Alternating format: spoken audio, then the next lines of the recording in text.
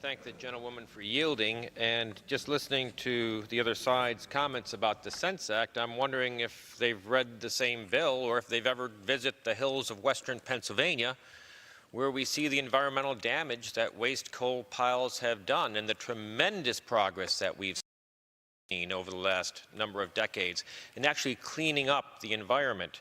I'm happy to rise in support of H.R. 762, the rule that is under consideration. And I want to talk about the Sense Act, which is included within this rule, H.R. 1119. This is a pro-environment bill. The purpose of the bill is to ensure that coal refuse to energy facilities can be held to strict but achievable standards. To be clear, these plants comply with nearly all standards as it is, including mercury emissions. We're talking about a modification, a customization, as it were, in recognition of the tremendous benefit that these plants have made to the environment. I've introduced versions of this bill during prior Congresses, and I'm hopeful that this bill can become law. It enjoys bipartisan support. As many of you know, coal refuse is a byproduct of historic coal mining operations.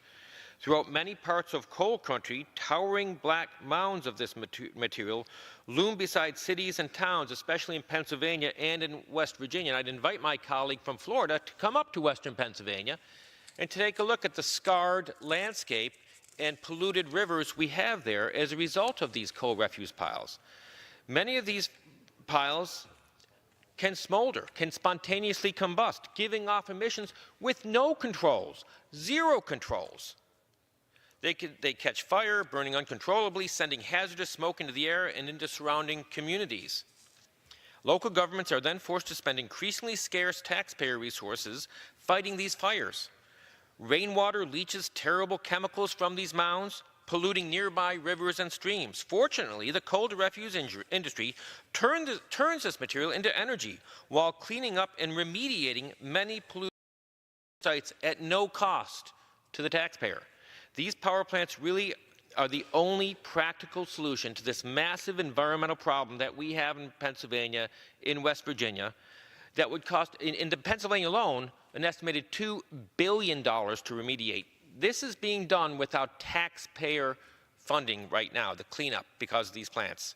For several years, I've spoken about the tremendous work being done by hardworking folks in this industry, which I have seen firsthand.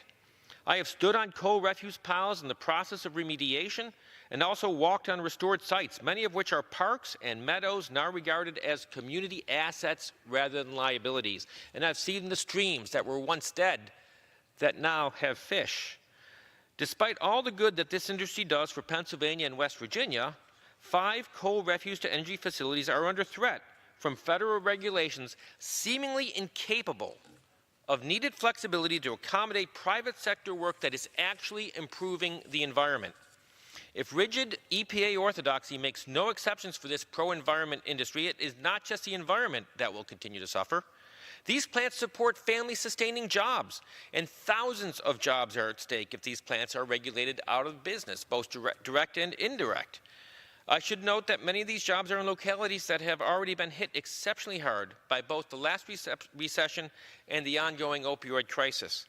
The people expect us to stand for them, especially when their livelihoods come under threat from heavy-handed, one-size-fits-all Washington policies. So as we debate the Sense Act, please keep in mind that what the bill's supporters are fighting for. Here's what's going to happen if this law doesn't pass. Rivers and streams aren't going to come back to life. Hillsides aren't going to be restored. And these piles, they can spontaneously combust, again, with no control whatsoever. The Sense Act is about protecting family-sustaining jobs and ensuring the continuation of the environmental success story of the coal refuse to energy industry.